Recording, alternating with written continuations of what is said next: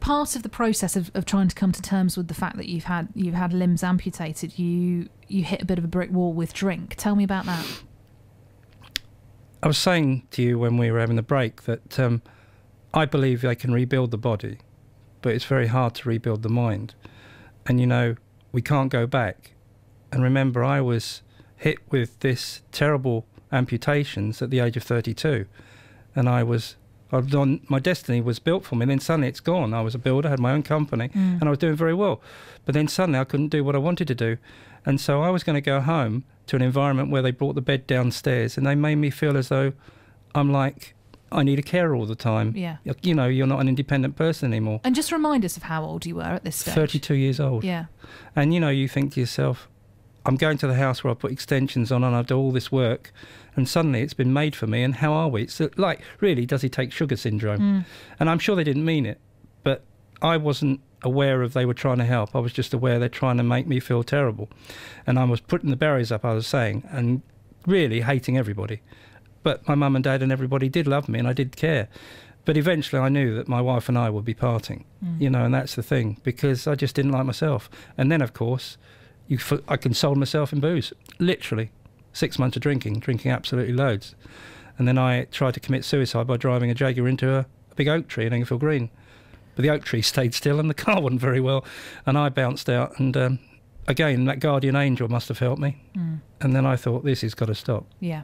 We've spoken about you drinking. We've spoken about the fact that you really felt there was nothing worth living for, and you got in your car and tried to commit suicide in Englefield Green. And it's a constant roller coaster, your life. So tell me where you went from there then, because I guess the drinking and everything else eventually led to the breakup of your marriage. Yeah, I think it was set in stone that it would happen, and I ruined the day, really, I suppose, by not coping with my disability. But having said that, you know, we should have had more help with talking to people.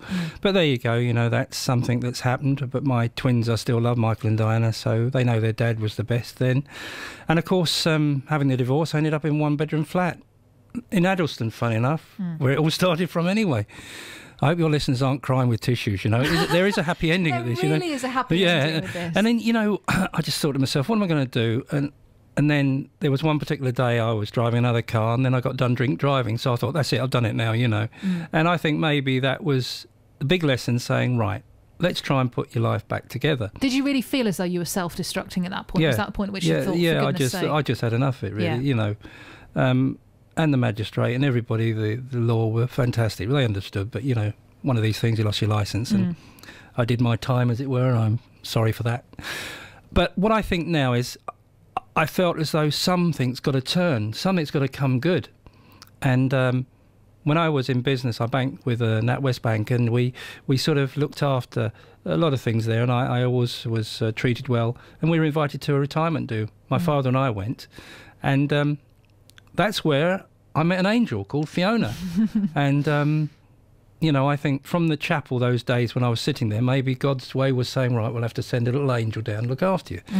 And Fee and I chatted away, and at the retirement do, and we went down to a pub, and I got a lift from in a car, and I was a bit cheeky, but I suppose ended up in the Red Lion and having a drink in Egham, and through the night just chatted away and went for a meal, and hey-ho, we're now married with children. You know, it just is so lovely. And I remember at the wedding, my father said that she is the angel, you know, and she is the guide for me. She's the backbone, really, for me. And without Fee, I don't think I'd be where I am today. You know. Well, did it feel as though that was the beginning of your upwards ascent after going down into the doldrums? Yeah, because, you know, when you end up a disabled person like I was, and there's no one, you have to have carers come in daily, and you become a number. And Sarah, honestly, it's horrible thinking who's going to come through the door next, because you can't open the door, so they get their key, and they just, Mr. Edwin's going to wash you, you know, and I thought, oh, please. And you just end up wanting to just crawl in a hole and not come out. So when I met Fiona, not that I met her because she wanted to wash me, she was so lovely, and I felt as though maybe there is my soulmate. And she said she didn't marry me because she just loved me. She didn't care about my disability. Yeah. And, you know, I have a bit of a happy way, and I do joke a bit. And I think having that persona has helped me on the way as well. And so I thought, right, let's start rebuilding my life. And this is what I did, you know. And I started an access company building houses for the disabled. And then Fee and I moved into a house where I adapted. And I thought, wow, the future's been good. And then, of course, without any problems, along came along Nicola. And then now Taya. So I've got a 14-year-old and a 7-year-old, Nicola and Taya. Brilliant. So, you know, that was good, really. And I think my job now, and I think the future is that I can help disabled people, especially amputees. I've got the empathy. And, you know, I believe that whatever disability, you can get on. You've got to have the strength. And I hope one day to be a bit more advisory capacity for the government to help disabled people. Well, I certainly think that you're an inspiration. Much as I wish that the story of your life was all uphill from now on, you did have yet another health hiccup, didn't you? Yeah, we were just due to fly off in 2005 to Lanzarote for a holiday, and that would have been on the Thursday. But on a Tuesday, I think it was a Monday evening, a Tuesday evening, I believe, or Monday, in October 2005, I felt very poorly. And it's so poorly that I was having a heart attack. And so, get the tissues out again, everybody. No.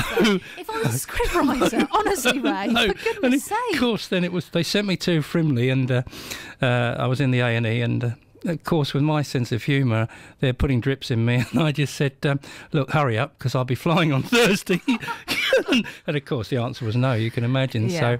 So eventually they found that I had a litre and a half of fluid around the heart, and one part of the heart was not playing ball, so they sent me to St George's in Tooting, you know, the Atkinson Morley, where they drained the fluid. Quite pleasant that was, I'm sure. And then they put a stent in me, so I'm bionic on the outside, now I'm bionic on the inside, so I flash completely when I'm on an aircraft, you know, I'll go through security. But that probably was the most worrying thing, because, you know, I've rebuilt the body, and I know I've had cancer, but the heart was the engine of my body, and I cried then. I thought, this is really not good. Yeah. But, you know, with a bit of luck and everything, we're here today and to tell the tale. Tell me how the bionic hand came about. That was last March, and I'd previously read about this new eye-limb by Touch Bionics in January. And being the CEO of the Limbless Association, looking after amputees, I've always been interested in what we can do for amputees. And I thought, wow, this new hand looks good. And I like gadgets anyway. So I contacted them, and I told them that I am a patient at Roehampton. And so my consultant decided, yes, you can have one. And we got the OK from the West Berkshire PCT, who funded the finance for us. And now, yes, I wear that one on the left-hand side. And it really is functional like a real hand. And then I'm hoping to have one on the right hand very soon. But it's funny, you know, I was learning to fly a plane in March. I love the way you've just slipped that in. Well, I mean, for goodness sake. Well, you know, I mean, I just think, well, I lost everything, might as well go for everything. So from Cranfield, I go up there regularly at the moment, but not at the moment because the weather's been so bad. But I've done about 10 hours flying in a Cessna 175, and, you know, my pilot who's training me, and Mike, he's fantastic, and he can't believe, you know, this quad amputees getting in and out of a Cessna. Yeah. It's like putting really a ship in a bottle when I get in there. And, you know, I can grab hold of the yoke of the plane, the steering unit, lock my hand, and I can literally fly the plane, holding the plane with this hand, and utilise the functions of all the dials with my right hook. And presumably that wouldn't have been possible before the bionic hand. No, because you know, it's electronic, it can lock in, and it's so functional. And, you know, I hope to pass my PPL, my private pilot's licence, and I'll be the first quad amputee in the world to get that. And we're looking at probably September. So if you want to come and fly with me, you know, great, really. Well, I'm petrified of flying, but there's something about you that makes me feel quite at ease. Well, I wish my wife would say that. I mean, she did this skydive, you see, because I wanted to do a skydive, and because I couldn't with a heart attack. So Fee did a skydive on behalf of the Limbless Association, raised £4,000, and I was co-piloting the plane. She said, I don't know what was more frightening, me flying or her. Brilliant. So, well, you know. I mean, your story is just incredible. I could listen to you talk for hours and hours. But there's just so many ups and downs. As I say, a script writer for a soap opera couldn't have even written this. It would have been too dramatic to put it into words. But it's brilliant that you've come and you've told it so eloquently today. Can I just tell you one more funny thing? Go on. When I was laying on the bed and they were refitting me with the new limbs, they said to me, "How tall were you?" Well, I remember I was a little chap, about 5'4". Well, now I'm 5'9". Brilliant. You've now added those extra inches. Well, it's worth it, you see. Yeah, absolutely. Yeah. Ray, thank you so much for coming in this afternoon. Pleasure. Really lovely to see you. That's Ray Edwards from Sandhurst on BBC Radio Berkshire.